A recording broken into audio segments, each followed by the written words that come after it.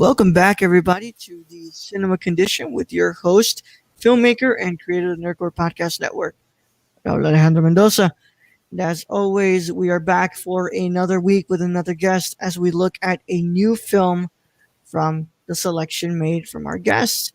And this week, we are being met with our wonderful Julia, who hasn't been here since season 1, and she is making her triumphant return for season 2. Hey, Julia, how you doing? I'm fine. How about you? I'm doing fantastic because I get to see you and I get to talk with you. Love you. Love you too.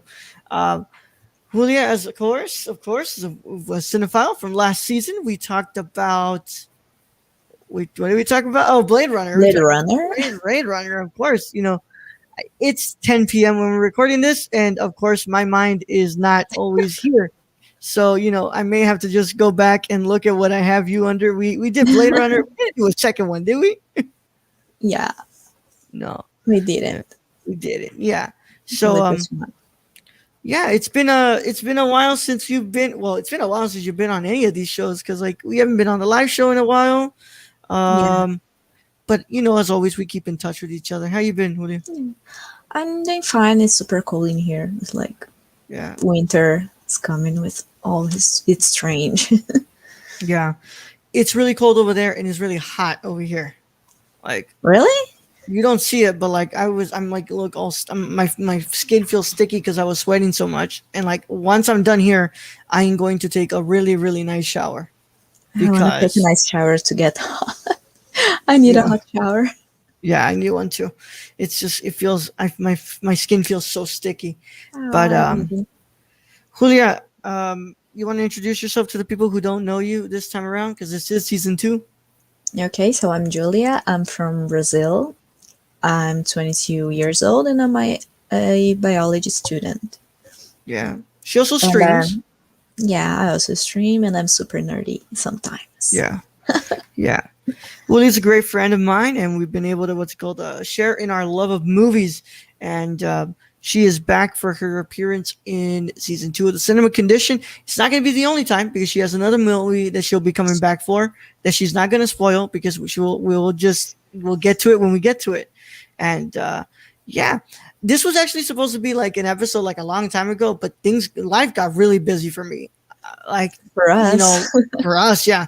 I mean, school was ramping up, and I was like, oh my god, I have to juggle school, I have to juggle podcast.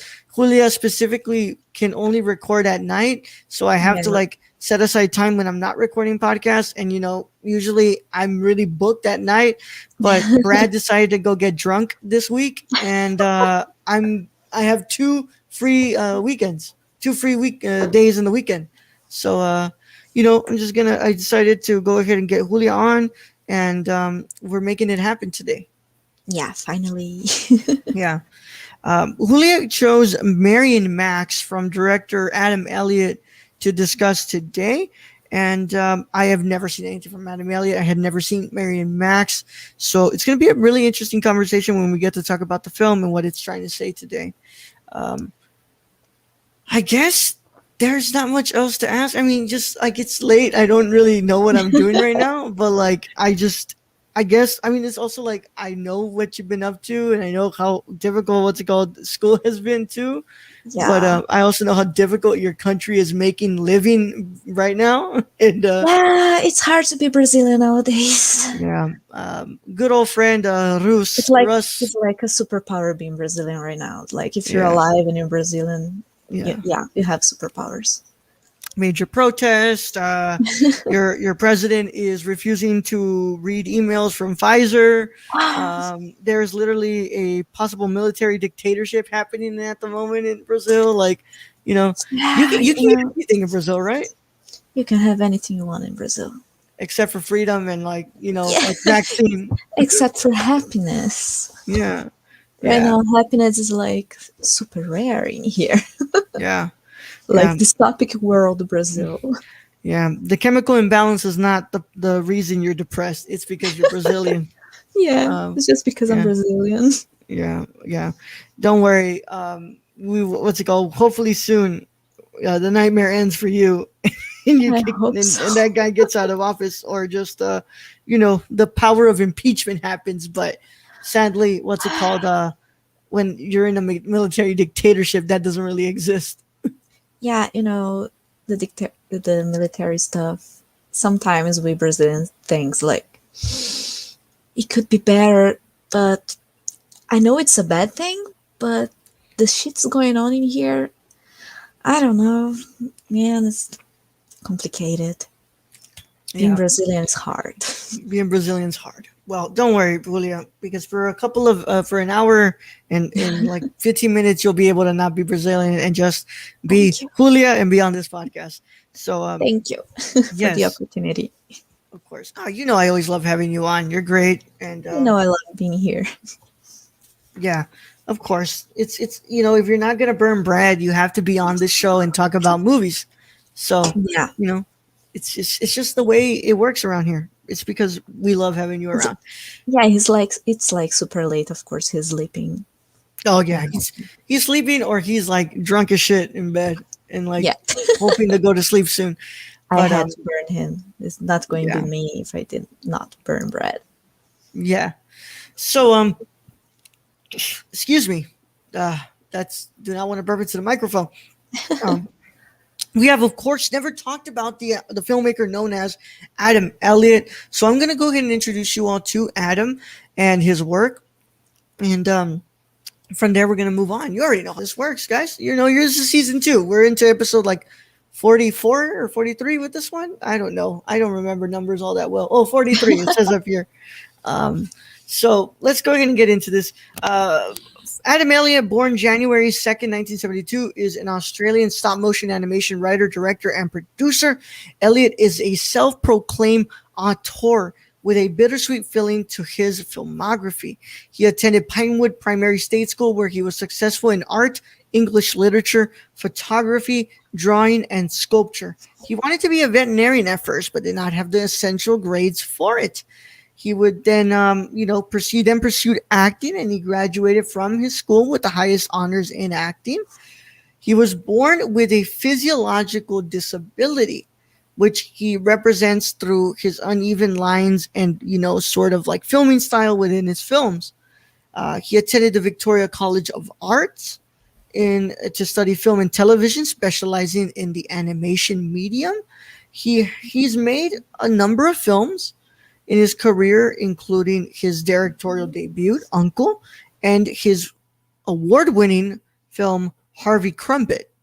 And of course, the film that we are discussing today, Mary and Max. He has been nominated for multiple awards, including having won the Academy Award for Best Animated Short Film for Harvey Crumpet. So, Adam was a pretty interesting guy that I got to kind of know through reading his Wikipedia page. I was looking at his films. I was like, oh, this is really interesting. It was really interesting to find out that he's also disabled, which was like, oh, this is really interesting, and kind of brings a whole new kind of level to the way that I saw Mary and Max when I watched it. So I was like, oh, this feels like it felt like really, really, really realistic, and it felt like a personal type of experience. So it was really nice to see that, a disabled person made this movie. But, Yeah. Our film is, of course, Mary and Max from the year 2009. Let me go ahead and talk to you about Mary and Max. There's not that much information on Mary and Max. It says it's the first animated feature film from Adam Elliot. It's based on a true story of Elliot's pen pal in New York that he's been writing to for 23 years. Yeah. Filming took 57 weeks and used 133 separate sets, 212 puppets, and 475 inanimate props. And he made a working typewriter that we see in the film. That was a working typewriter. It was not, CGI'd or anything. It wasn't it wasn't something that didn't work. It was a working typewriter. Yeah. That's fucking crazy. Yeah, I love this movie. Yeah. So, Julia, before we get into it, just why Why did you choose Mary and Max? Um, this movie, since the first time I saw it, it was like, it seems so silly. Like when the story seems silly, you think, oh, it's a child movie, so I'm going to watch it. And when you watch it, you get hit really hard by the movie, and you realize it's not a child story. It's like a super deep story, and it really amazes me. I've watched this movie like, I've lost count how many times I watch it. So, I just love how they interact with each other, and it's just, it's it looks silly at first, but when you give it a chance, it's like super deep and meaningful. So I really love this movie. Yeah. This is my first time watching the film. I had never heard of this movie. I never heard of this movie, until you brought it up. And I know you had been talking to me about this movie before. Like, you're constantly like, Mary Max, Mary Max, Mary Max. I'm like, well, yeah, I don't know what that is. It's like, I know a lot of other movies. I know a lot of animated films, but like, I don't know what Mary Max is, and then I just, you recommended me to watch it, but I was like, oh, I don't really have the time to watch, like, it's like, if it's not for podcasts, like I have a really hard time, like, getting on movies, which is a lie now because I'm watching a bunch of movies with my friend Rachel, and they are basically helping me go through like a lot of the movies I haven't watched. So like, I'm getting to a lot more movies now that are not for podcast purposes. But That's good. That's good, right? Yeah, Yeah. I'm trying my best to like make sure I watch movies for my enjoyment too, Yeah. because I It's really deserve to watch important. movies. Yeah. Yeah. So what's it called? Of course, you flash back to season 1. We finished our discussion with Blade Runner. She's like, oh, and Julia's like, hey, I want to watch.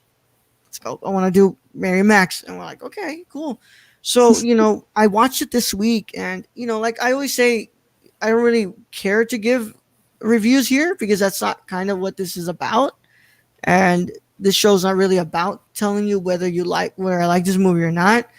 But I'll have you know that this movie was amazing. It was incredible. If you looked at my letterbox, I gave it a 5 out of 5 stars. Oh, that's 5 stars out of 5. I'm honored. I'm really happy you enjoyed it. This It movie, like means a lot to me. this movie, this movie's hand like went into my heart, caressed it, gripped it real hard, and then alleviated the pressure that it was giving me. It comforted me when I felt every emotion that movie was making me feel, and it was such a special movie to watch that just to me was just an experience that I had not had with a film as of late. And this movie like left me in tears by the time I was done watching it. And Yeah. I'm really happy that you told me to watch this film. And I had tried multiple times. Like, Julia, you have no idea. Like, when we were supposed to like originally do this episode, I rented it. I watched first 10 minutes, and then we're like, oh no, we have to reschedule. And I was like, I lost the rental. What's it called? I tried to find another way to watch the film, and I couldn't find it. I rented it last week, and then we had to push it back. And what's it called, this week, and we had to push it back to today.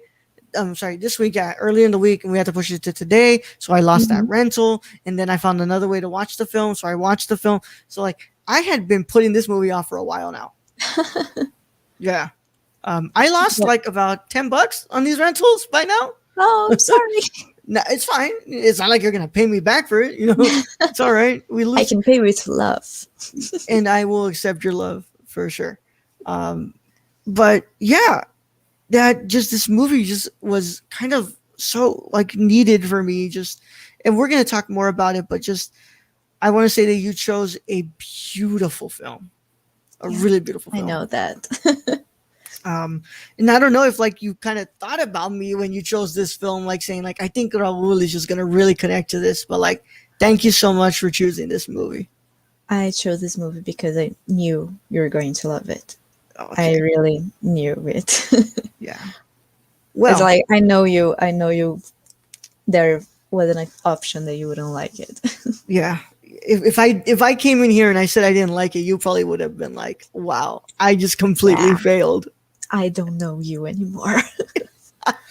Who is this American that I Who are don't you? know? What you did to her? What did you do to Raul? Yeah. Oh man. I also love what's it called? You're not my only Brazilian friend anymore. I do have more Brazilian friends. I've noticed a lot of them call me Raul. Yeah, it's because of course y'all don't say the R's like you guys say Yeah, the how? Raul, and I was like, guys, that's not my name. It's Raul. But Raul. yeah. Well, let's go ahead and get into this, Julia. This is our conversation on Adam Elliott's Mary and Max. So this film, as beautifully concise as it is, and very profound and beautiful, there has so many things that like it's kind of trying to say and it's kind of trying to talk about, but it is very difficult to not kind of bring some of those main ones to the like the forefront of it all. And like, of course, I have my topics here that I can go through, but I think that we have to literally start with the idea that this, like the basic, the very basic idea what this film is about, and it's about friendship, and it's about you know friendship, but specifically friends that you don't know, you don't know physically how they look, you don't know who they actually, like, you know them because of like letters, and you know them because they're your pen pals.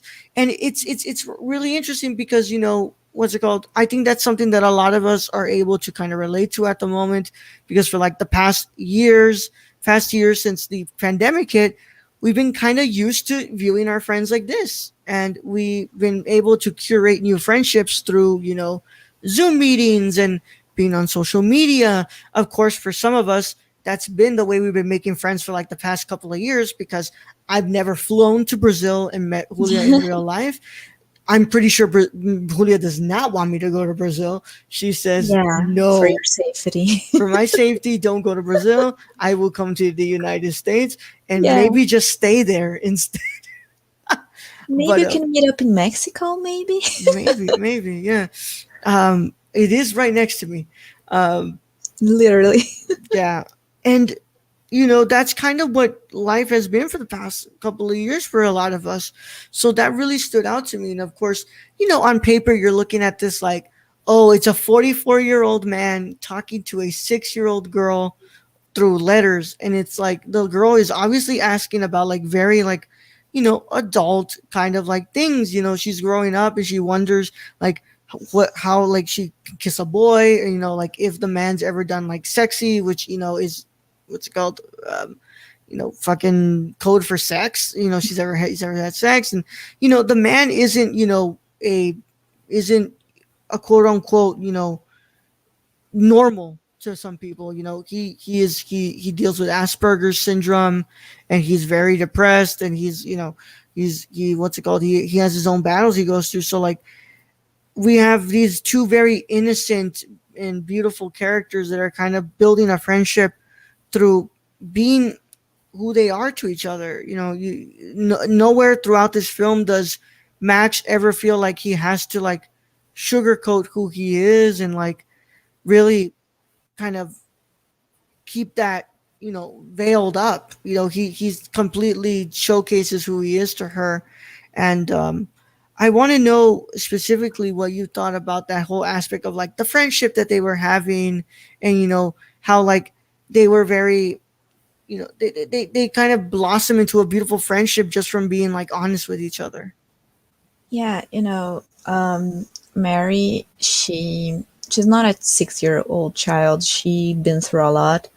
She has a tough family. She has a tough life, and she is a little bit mentally older than she was supposed to be, specifically for her mother being an alcoholic, and she doesn't have a life a normal child, a regular child need to have.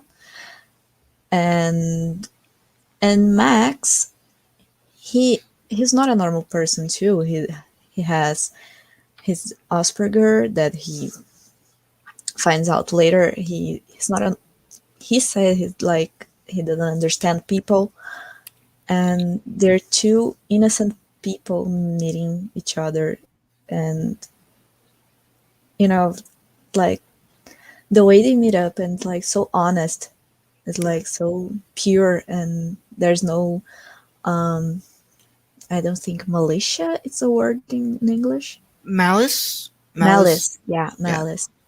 militia And is def. yeah, Militia is like yes. an army. Yeah, it's good not to have militia in the movie. But there's Very no different malice in the movie. friendish. Yes.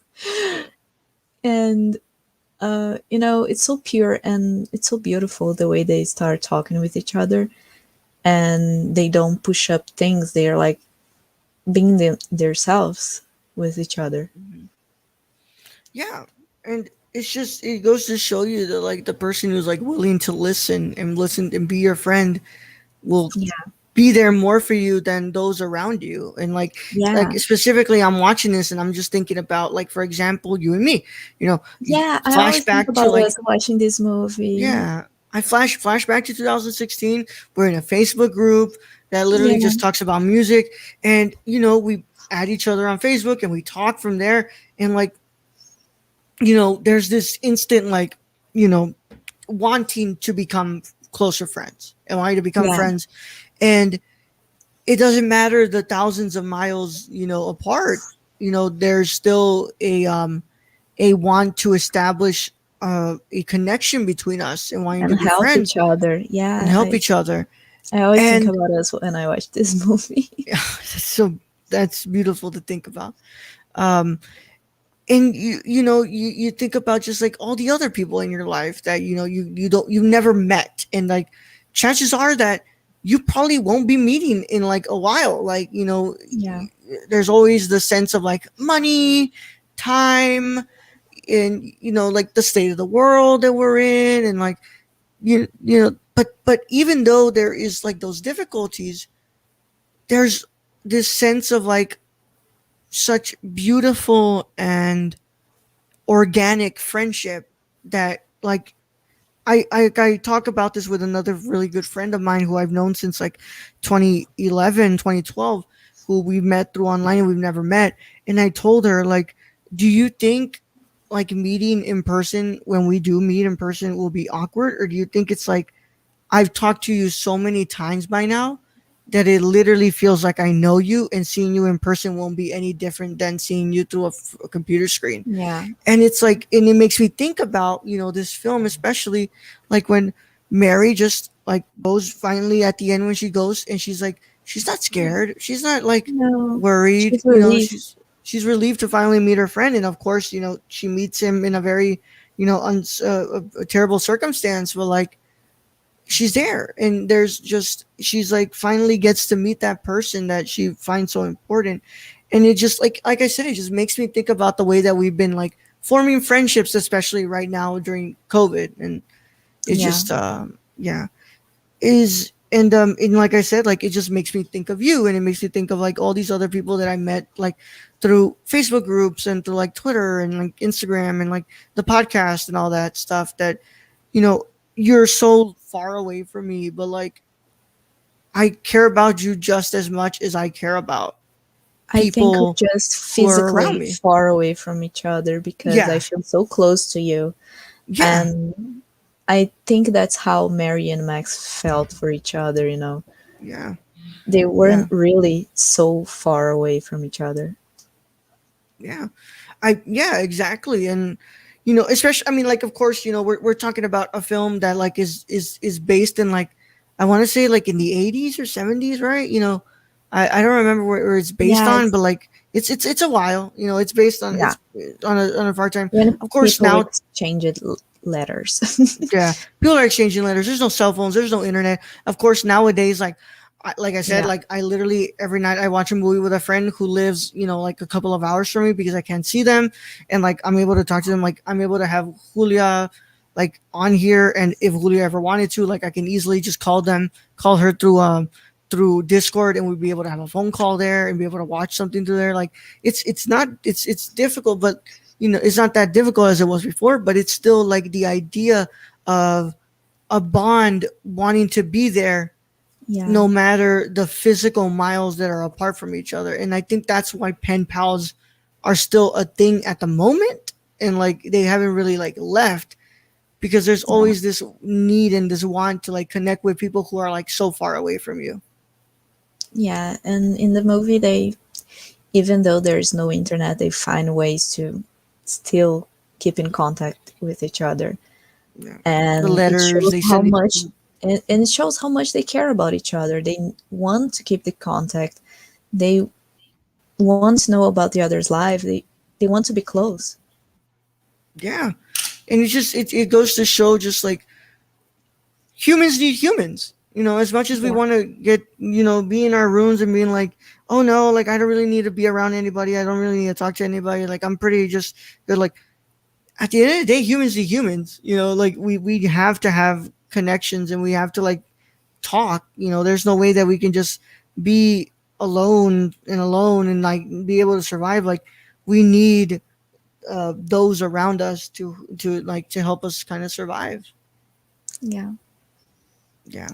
Um, they show And this so perfectly. I love yeah, this movie. I love this movie too. It's not the Star Wars prequels, right? Like when we first had you on the show on the Nerdcore. Other But level. that's a different thing, right? That's a whole different show and a whole different Yeah. experience. But yeah, I just like I said, it's so beautifully like to remember just like how this kind of connects to the life we live at the moment, and how the friendship is just so important to Mary and Max, and like Yeah. they like she grows up. It's like we always see those things about like, oh, the friends you make at 6 years old or 10 years old, like they never even follows. Like this guy who was like halfway across the world Yeah. was able to stay in this little girl's life until she became an adult, and graduated and like wrote a book and everything. And it's like, it just felt like yeah, like this wasn't something that died. Like this was a really true organic friendship. Yeah. Yeah. There's also just some like obviously Max is such an isolated person. We're not just even talking about like mental isolation, but physical isolation. Yeah. Max doesn't really have a very decorated apartment.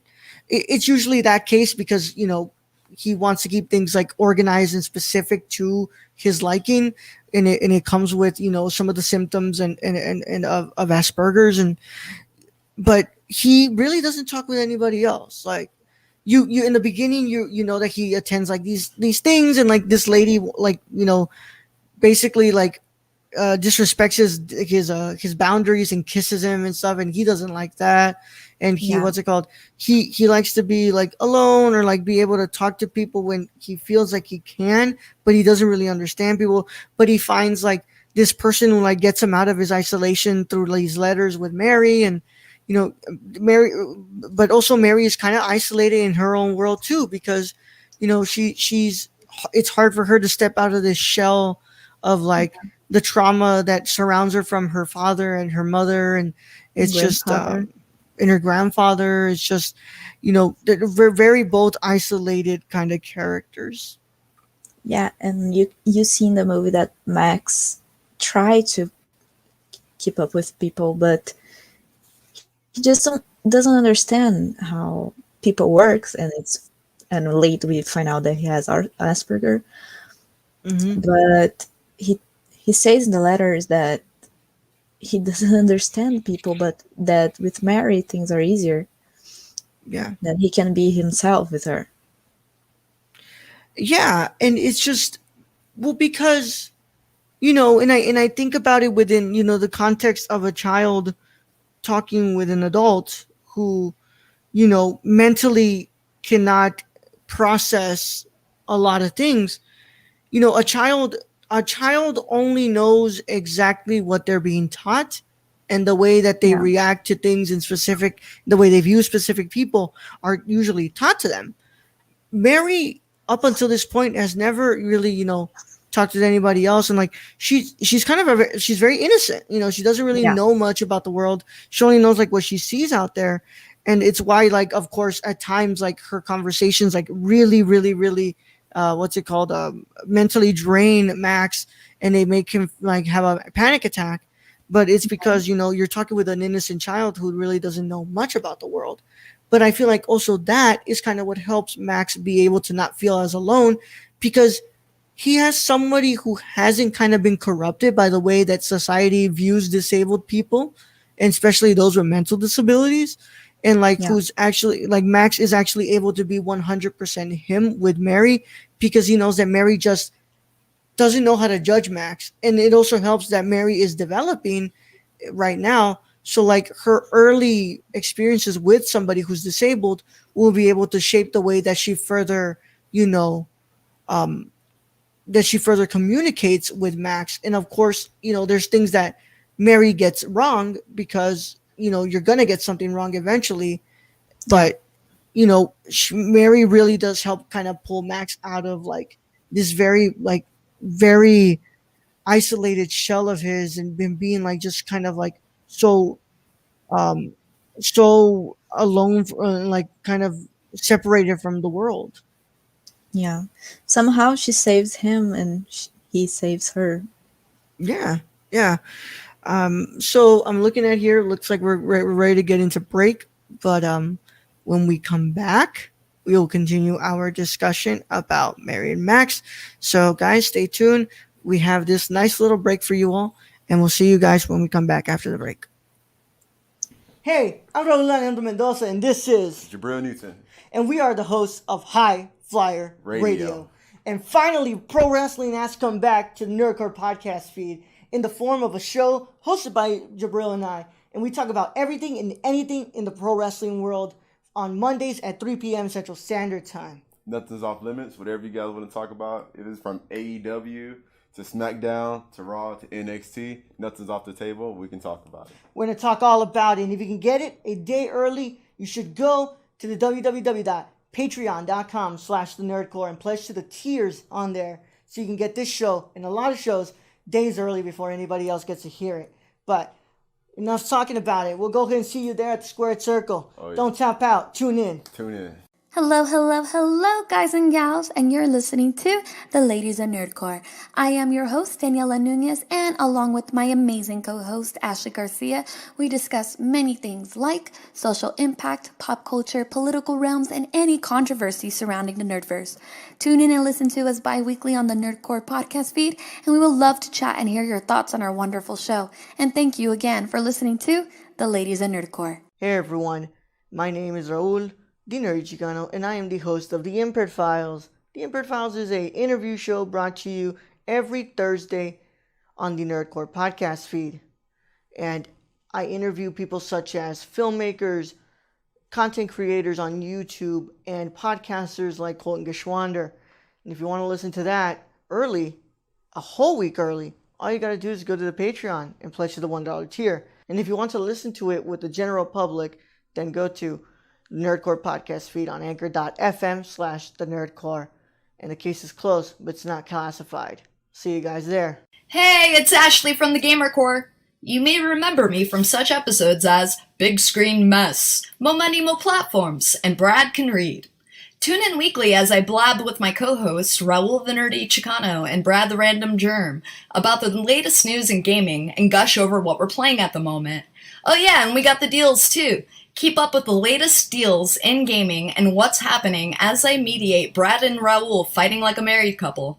Will Death Stranding ever come out? Will Cyberpunk 2077 live up to the hype?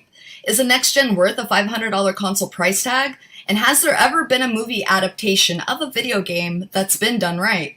It's all on the Gamer Core podcast, everywhere where podcasts are. Hey guys, this is Brad, aka Young Yoda.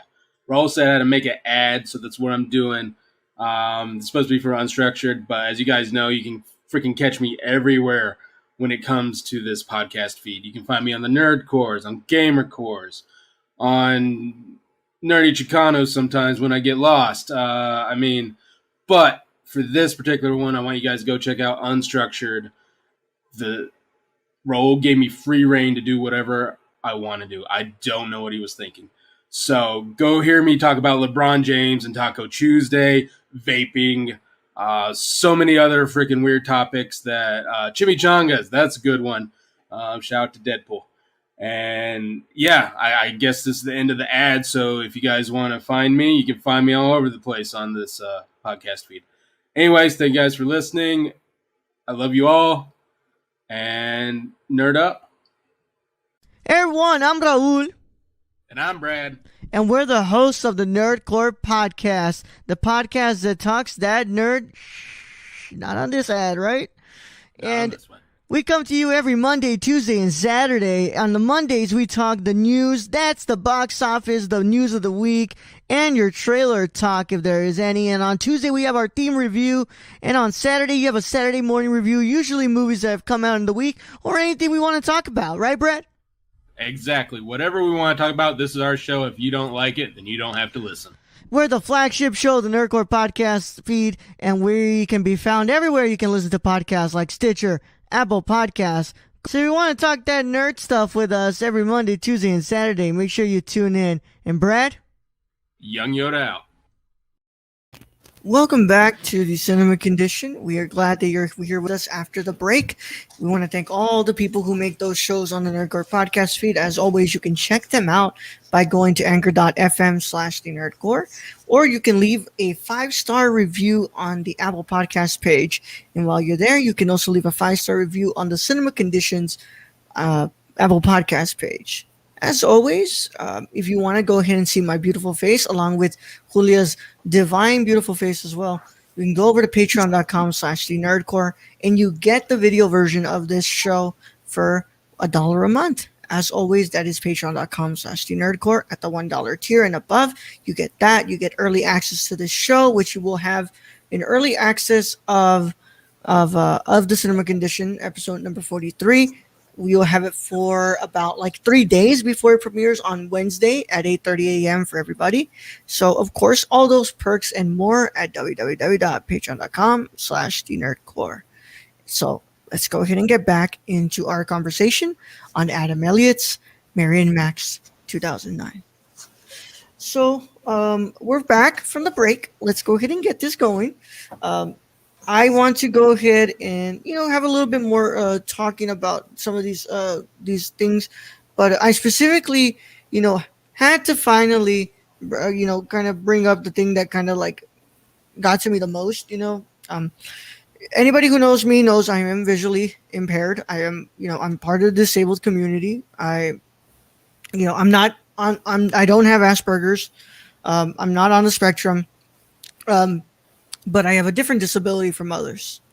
And sometimes it's really, really hard to, find something that really speaks to the disabled experience because it's so different from everybody. It's so different from what everybody exists. But we all kind of have this shared experience of being seen as an image rather than a person, of being seen as an accomplishment rather than just a normal person who happens to have a difficult time at doing everyday tasks at the same wavelength as others. And this film kind of really beautifully portrays that experience within here. And I'm specifically talking about Mary when she graduates, she has her master's, she writes this book on Max and his experience being Asperger's, and she specifically comes up with this idea of wanting to kind of lead this journey to wanting to cure Asperger's. And Max falls into a very deep depression, and he's angry, and he doesn't really know how to say the words that he feels about basically being used as a tool by Mary. And basically Adam Elliott explaining to us the idea of able-bodied people always wanting to see a disabled person for the possible cure and alleviate them of something that, they're fighting every day to just accept themselves. And he even says it, he goes like, I have to just accept who I am instead of trying to constantly look for the thing that will, fix me. But instead, I just need to learn to accept myself. And that's something that, like, Mary didn't understand. And she thought that she was doing something from the good of her heart, yet it came from a place of not really seeing Max for who he is and how he feels and how he lives his life as a disabled person in this world. What did you think about like the whole nature of like the way they kind of portrayed his disability, and really like how like that was so integral to the character of Max? First of all, I understand the point of Mary. She didn't want to hurt him. She thought she was doing a good thing. But I don't have Asperger, but I have a personality disorder, and I know how it's like to people just wanting me to be normal and act normal in circumstances that I act myself. And I feel the way he feels when he said, I am like that. I don't want to be cured. I just want to be understood. I don't need people to find a cure for me. I need people to understand me and try to live with the way I am. And I feel the way he is and the way he felt like that. Mm-hmm. And the way it's portrayed in the movie, it's really soft, but also so deep, because it's like an animation. You think, oh, okay, it's a child movie, and when you realize you're actually thinking about this and A very adult movie. Yeah, and you're actually thinking, oh no, not everyone wants to be cured. Some people just want to be respected. Yeah. Not every disorder or disease is actually something bad. It's just different. Sometimes different doesn't need to be fixed. Yeah. And it's just it just felt like just so tender in the way that we kind of like. It's so hard to come at this not as a person who's disabled, and it's the same way that I discussed about Darius Martyr's Sound of Metal from last year. It was so hard for me not to approach that film and not discuss it as a person who's disabled, and not talk about specifically my experience and how that connects to me on this move in that film. And it's the same way that I kind of approach this, and it's like, a lot of people, when they see you as a disabled person, they view you differently, and they look at you with a different set of eyes that are different. They look at you with pity sometimes. with hoping that something will be done to fix you, and throughout that sort of like treatment, you're never really asked about whether you're okay with who you are. And in turn, it leads you to believe that like, oh, there is something wrong with me, and there is something that I need to get fixed, because I'm not being seen for who I am, and that has to be something wrong. Whereas it should be the other way around, and being that other people see you as a human. It's just as a human that just lives a little different than you. Sometimes people don't see you as humans. They see you as the disorder you have.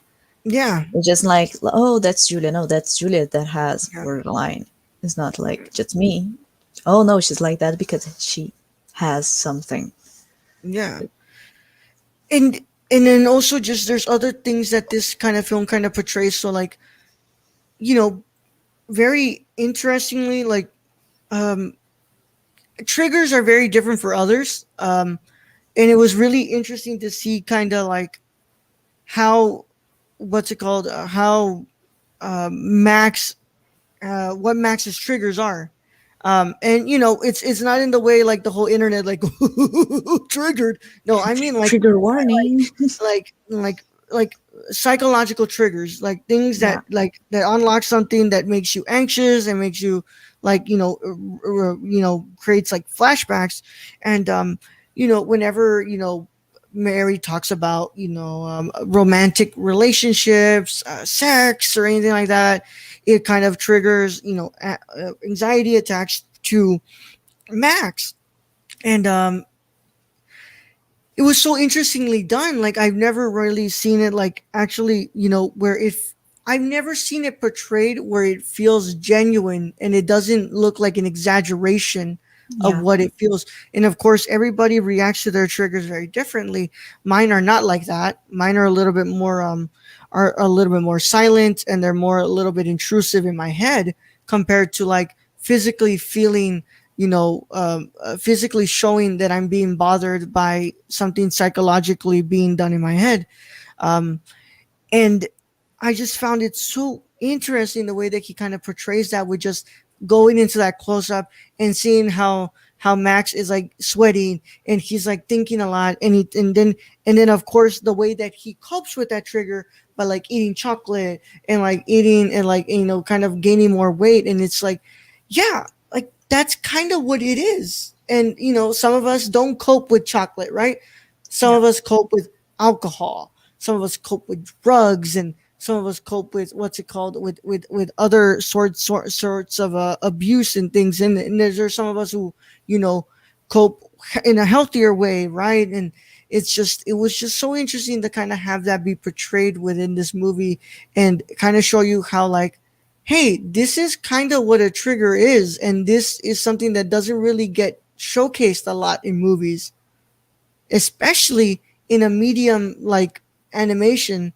Yeah. That like not a lot of things get shown off like that, because it's always being boxed into like this children's category, which like it's not. Yeah. It's, it's just so well portrayed for me.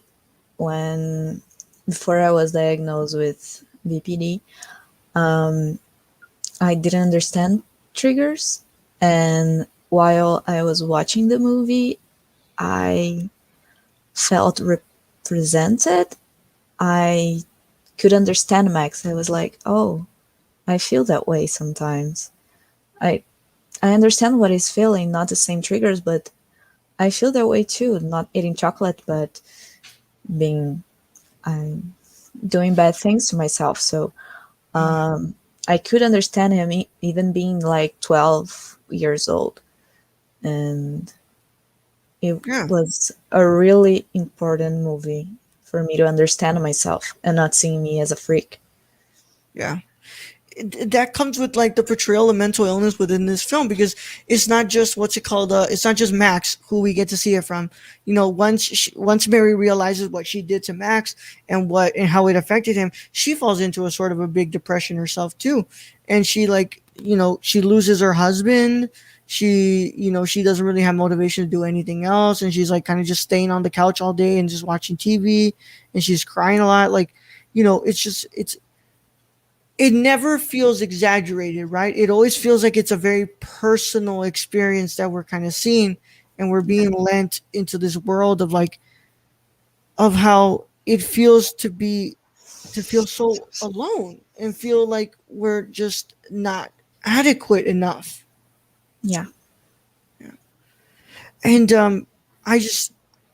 at least for myself, I have never seen it done in an animated film like this before. No, never. Yeah. And I guess part of that has to do with the fact that like what Adam Elliott's experiences and what he brings to the table within how to kind of construct that. But it was just, it was really nice to see, not just the mental what's it called, the mental illness experience for a disabled person, but also see it kind of like contrasted a bit with the able-bodied experience. And I found that to just be so just well represented. Yeah. I feel like sometimes people don't want children to get in touch with some Yeah. hard thoughts and hard stories. Yeah. But and when he, I don't know, what is the name of the movie? The one that we see the characters inside the children's head. Inside Out. Inside Out. Okay.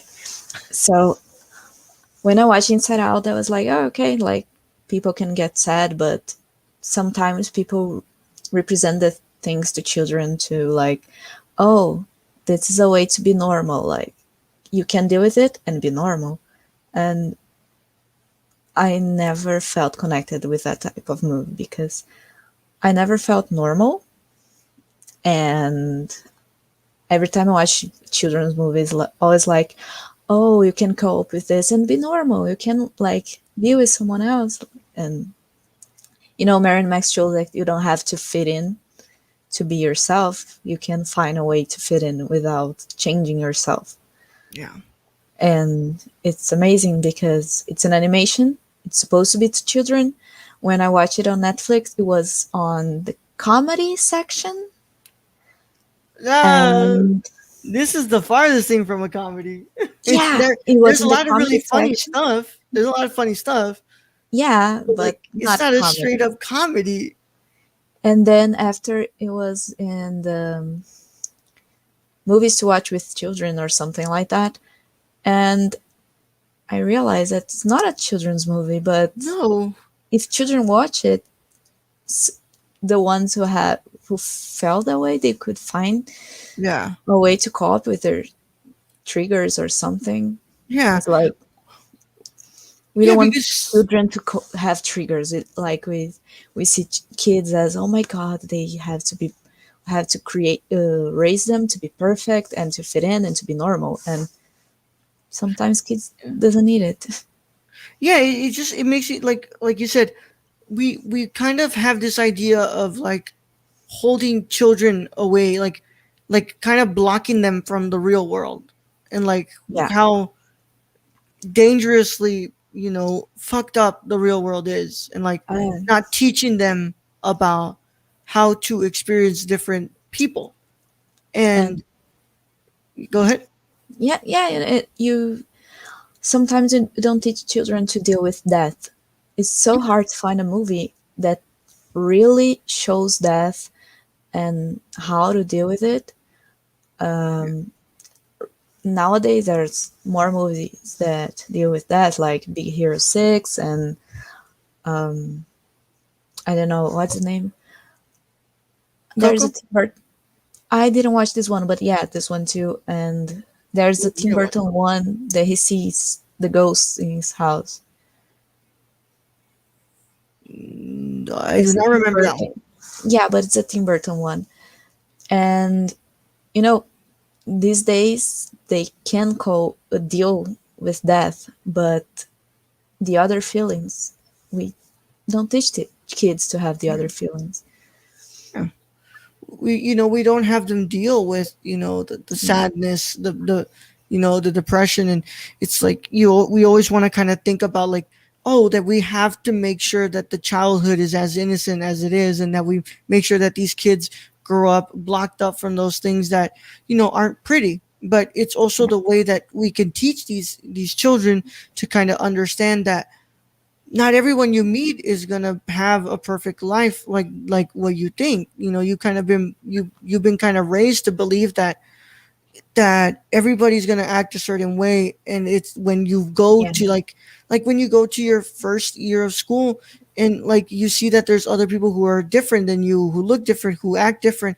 You're kind of like, oh, I've kind of been programmed to see them as weird, but instead they're just different people, and they're people who just like you, but they just act a little different. A lot of bullying comes from that. Yeah. So I feel like like I said, it's a way that throughout this film, Mary kind of is able to further her experience. And be able to understand not just Max, but a lot of the different people around him, because like even Max, like, Mary talks about how her mother, was alcoholic, right? Her father died. And then like Max goes on and tells her, I understand how that feels. My mother killed herself. And you kind of learn about all these different things about Yeah. Max, and like, a child isn't going to understand what that is, but a child's going to feel like a connection to the Yeah. fact that, oh, he knows how I feel. Yeah, He and knows Mary shows that kids can understand feelings. Yeah. She understands. I mean, I had to explain to my sister last week what it's like to have BPD, because I was super sad and crying in my bedroom. And she was like, "Oh, sister, what's going on?" I was like, "Oh, no, sometimes I just get sad." And she asked me, "Oh, but why?" And I said, "I don't know." And she was like, "Oh, okay. Want a hug?" Yeah, I want a hug. Kids understand things, and Mary showed us that she understands, even in an innocent way, she understands Max in the best way she could ever understand. Yeah. And of course, Mary, she sets out for New York, and she goes to visit Max with her child, and she arrives to Max's apartment, and he is sitting looking at the ceiling, and he is at least smiling. But Max passed away hours before Mary could go ahead and get there. But I feel like what the film has said is like, the film has taught us is that Mary has had so much experience with this person and learned so much of this person. She'll be able to cope with the death of someone so close to her like that, because she's been able to learn from the experience of Max being able to cope with everything else in his life. And he's smiling because he's looking through her letters, right? That Yeah. are on the ceiling, so beautiful. Yeah. That goes ahead, and that concludes our conversation on Mary and Max from director Adam Elliot. Julia, anything else you want to say about the movie before we, kind of go into like the goodbye section of the show? I know I just said that concludes it. I just want to say that this movie brought me to tears, like for sadness in the middle of the movie, and from happiness in the end. Like I cry every time I watch this movie, from all feelings. I feel like I am allowed to feel all the feelings I have to feel in this movie, and they are all so intense. It's like an amazing movie, and it's so underrated. Yeah. Yeah. I mean, you would think that this movie got the Oscar, right? That this won Best Animated Feature that year, but that's not the case. Yeah. Did not win it. And yeah. Well, Julia, as always, it is a beautiful pleasure to have you here, and it's always fun to discuss with you these movies, but you can't leave just yet, right? Because of course you have to come back on season 3. Yes. There's no way you don't come back for season 3. Yeah. But I want to go ahead and ask you, what movie will you be claiming for season 3 that nobody else can take away from you? Who are you going to make mad? I don't know, but I'm claiming Joker. Joker. Wow. Joker 2019. Yeah. Okay. Yeah. Oh, wow. Let's get psychological since after Mary Max. All right. Well, I never thought that you would be the one to choose Joker, but I love that movie in so many ways. Yeah. Oh, Joaquin is incredible in that film. But yeah, I will write it down here. You're going to be coming back for season 3 of the Cinema Condition, and we will be discussing Todd Phillips' Joker. And of course, you're not done this season. You have another film that you're going to be coming back to discuss with us. And you're not going to say which one it is, but I'm going to say that I am very excited to talk about this film. Me too. It's one of my favorite movies of all time. Mine too. Might just even be my favorite Brazilian movie of all time. Yeah. I am a very big fan of Elite Squad. That first Elite Squad is really good. That freaking We're not talking about Elite Squad. No, we're talking about Elite Squad. We're talking about a different movie. But yes. Julia, thank you so much for coming on. You want to let the people know where they can find you? You can find me on Instagram as Julia Kovfefi. That's Yeah. never gonna get old. And on Twitter, you can find me as Humilhada. You can just search on row followers and I'll be there. Wearing fox ears, that's me. Yeah. The Brazilian queen. You just Yeah. know when you see it that is a Brazilian queen, Julia. You know when the royalty comes up. Yes. Oh God, thank you so much for coming on. It really does Thank mean you a so lot. much for having me. Of course. As always, you all can find me at the Nerd Chicano on both Instagram and Twitter, twitch.tv/the Nerd Chicano, on YouTube as Raul Alejandro Mendoza, because I'm not at 100 subscribers yet to have my custom URL. You guys got to get me there, though. You guys will get me there. As always, I do want you all to go check out Before I Leave Film on Instagram and keep an eye out for my upcoming short film Before I Leave. We worked really, really hard on that film, and we're finishing. We're just editing at the moment. That's all we're doing. I know that Julia is like really, really excited to see my movie. Like she has really been like really excited for this, and she was always telling me how she's like so proud of me and like she loves my work. And I'm just really excited to finally get this out to you all. I know everyone's going to love it. I really hope so. I also stream on, Nerdcore's channel. You can go to that on Nerdcore_ on Twitter, Nerdcore on Instagram, twitch.tv/Nerdcore, all that wonderful stuff. You can go and check us out there and do all that wonderful stuff. But as always, y'all, I know I don't have an outro, and I know I don't have any quirky saying that I can give you all at the end of the show, but I will let you know that cinema is beautiful. You guys should go watch a movie, and I hope that you all have a wonderful day. And a reminder that I love you all. Have a wonderful day. Bye, guys.